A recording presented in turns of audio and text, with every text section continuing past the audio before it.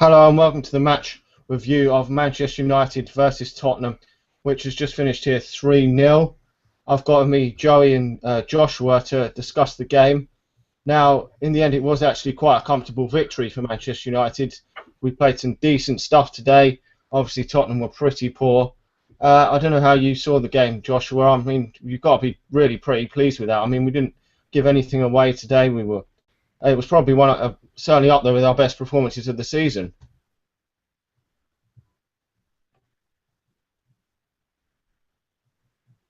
Fail. Okay, I'll go to you, Joey. Yeah. How did you Well, how did you see it going did today? Was you not. really pleased? I did not see that one coming. To be honest, I wasn't really that confident going into the game.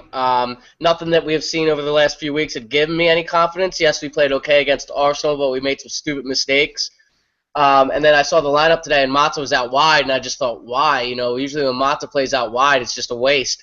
But I thought he was great today. We kept the ball from Spurs. We were real neat and tidy with our passing. Chris Smalling had an excellent game.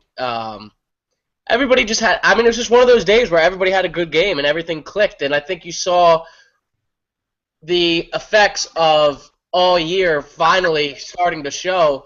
And I think you saw, players that were comfortable on the ball that usually aren't.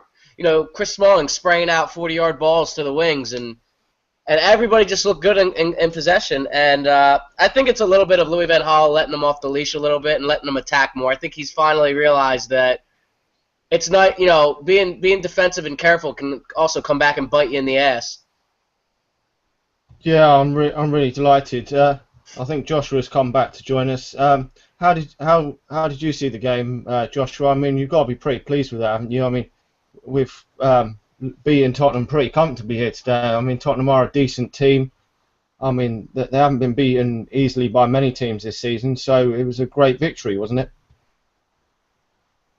Brilliant victory from the boys. Brilliant performance.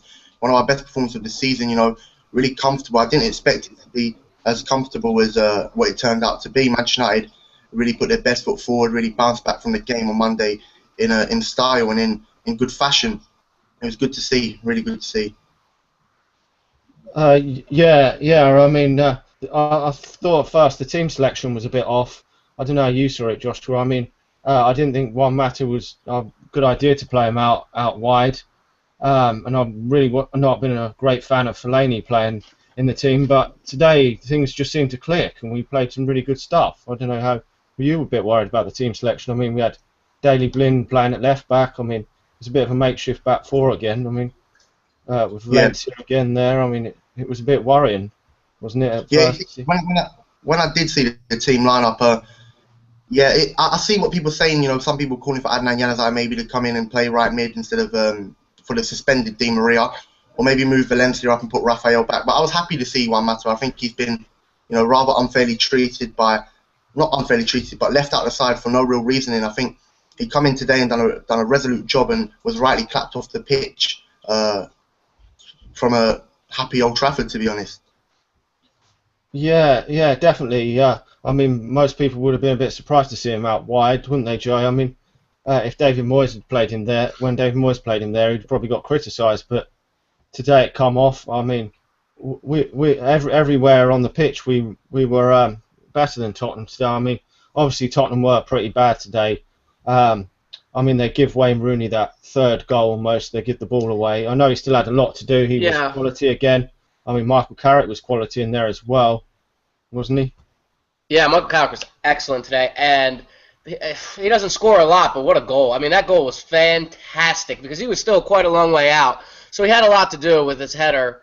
But that was all created by Fellaini causing problems in the box, which is what he does. I thought, Carrick's first assist was great. You saw two forward, real decisive passes. I think it was one from Blind and then one from Carrick, and it just cut right through Tottenham, and they couldn't do anything about it. Fellaini, what a great finish with his left. Carrick he's just so cool and calm on the ball. It's just insane. He's so underrated. The way he keeps possession and he just keeps things moving. And I don't know. I can really appreciate a player like Carrick, and it's going to be hard to replace them. Luckily, we have Daley Blind, who's very similar. But yeah, Carrick was great. If not, I picked Fellaini as my man of the match, but it could have been Michael Carrick easily. Yeah, it could have definitely been Michael Carrick. I mean, we've not seen Falcao come on till late. I don't know, Joshua, how you see it. I mean, he's not getting a lot of game time now. It seems like really his career at Manchester United has come to an end, really. It would have been, I thought, an ideal opportunity to bring him on earlier in the second half with us winning fairly comfortably, and maybe he could have nicked himself a goal. Although we did sort of fizzle out a bit in the second half, we didn't really play as well as the first half. But obviously that was expected because we won. We were winning 3-0 at half time, but it was a bit of a shame. I would have liked to have seen him come on a bit earlier. Wouldn't you feel that if he'd come on a bit earlier, he might have had more opportunities to score maybe today?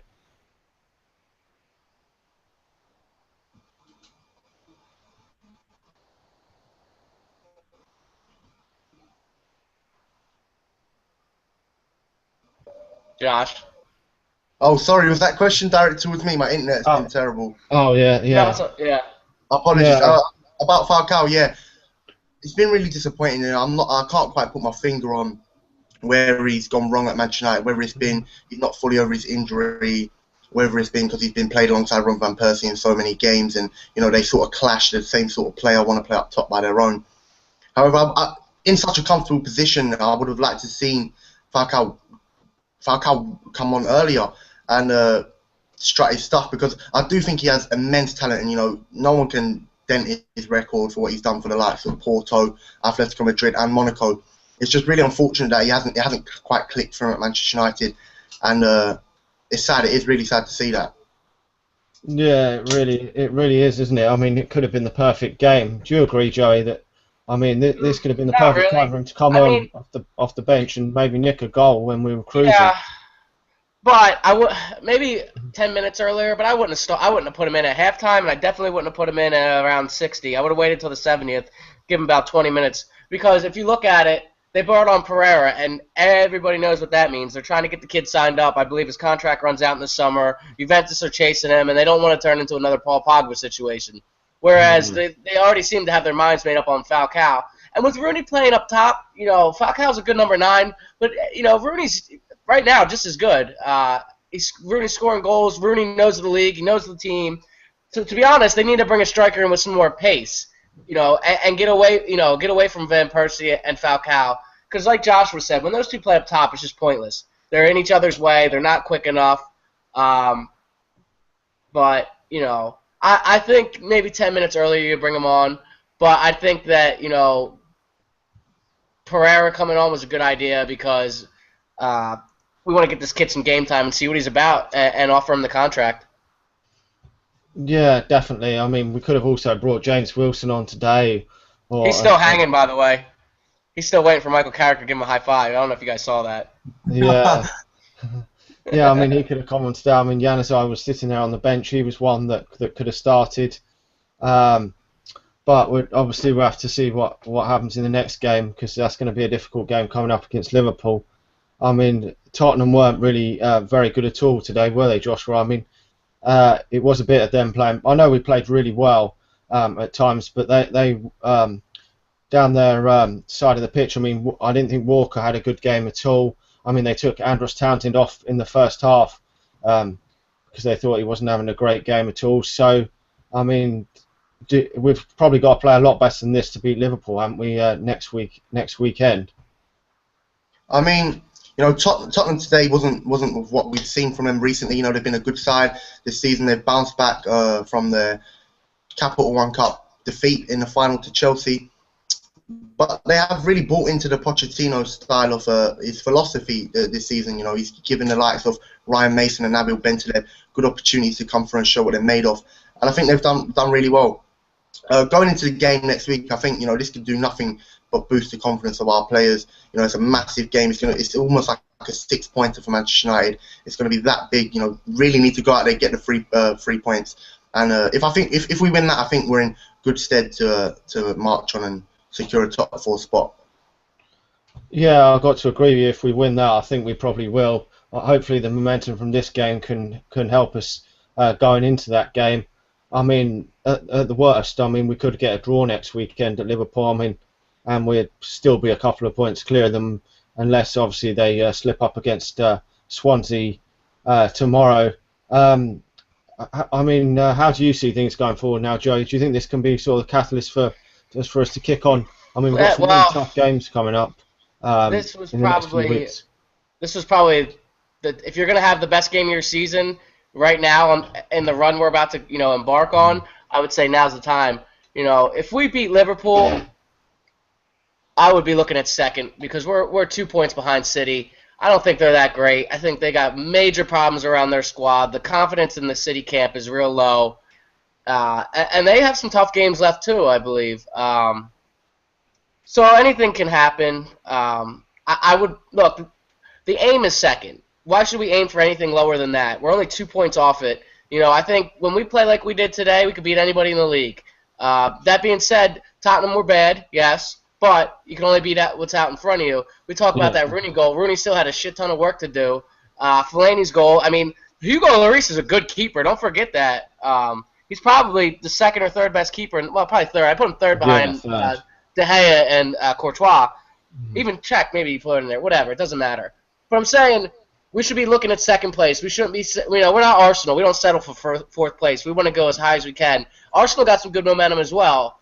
That game is going to be it. I think hopefully by that game, I think that's the second to last game of the year, that it's going to be a game for third or second. It's not going to be a, who's going to get fourth type thing, because I don't think Liverpool are going to leapfrog either one of us. And I will be the biggest Swansea fan around tomorrow. If they could even just get a draw, what a help that would be. And you're looking at next week's game. If we win that game, I think it's Villa at home after that. The confidence will just be overflowing.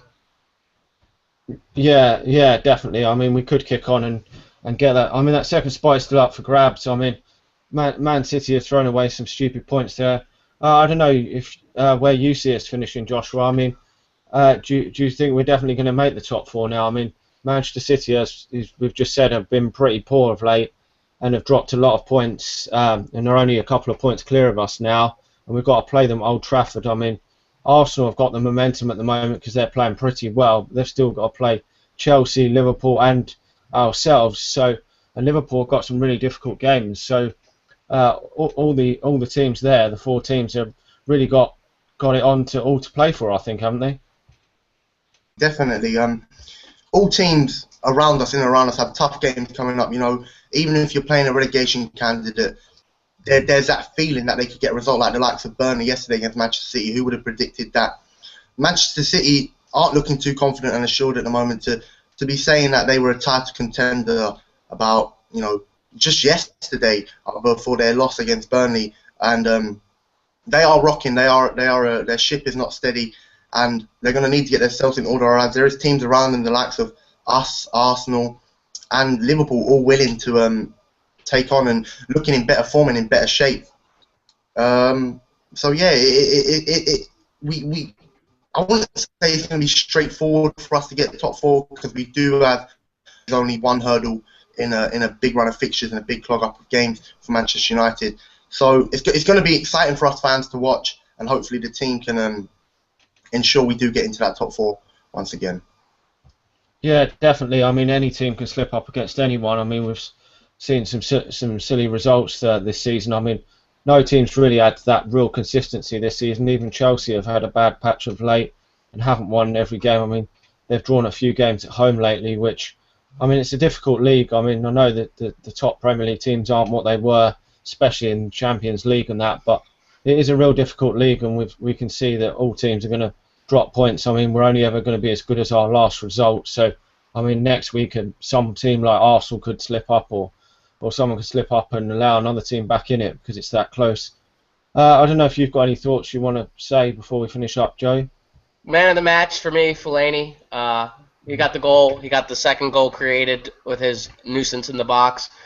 And why give a top four spot to a team like Arsenal and Liverpool and City, who are just going to get knocked out in the first round of the knockout stage, or not even get out of the group stage? We're spending big again in the summer. Give it to us. We'll put a better show on than them. They're fucking a joke. Nobody wants to watch a team like Arsenal lose to Monaco. Are you fucking kidding me? We would have smashed Monaco. Fucking Liverpool are in a Liverpool. Didn't they lose to Ludogorets, a bunch of postmen? Are you fucking kidding me? Yeah, I think they had a bad result against them. Do you want to just tell everyone where they can find you Yeah. on Twitter and everything? Right here at Joey yeah. Tabor. Yeah. That's where you can find me on Twitter. Talk some shit with me. Yeah. Give me a follow, and if anybody else would like to come on, there's always an Yeah. open invite. And do you, Joshua, just want to tell people where they can find you on Twitter and YouTube and everywhere? Sure, you can find me at the Joshua Spence on Twitter and Joshua Spence MEFC on YouTube. You know, I'll be ever so grateful. It's been great to be part of this show, and hopefully more in the future. Yeah, thanks for coming on, and thanks to everyone for watching. I'll put all the links to our channels and Twitter accounts in the description box below, so make sure to subscribe and follow everyone on Twitter. Let us know your thoughts on the game today and how you see us going forward from this, and we'll probably be back soon for a review of the Liverpool game. Preview. Yeah, a preview first of the Liverpool game, and then a match reaction from there.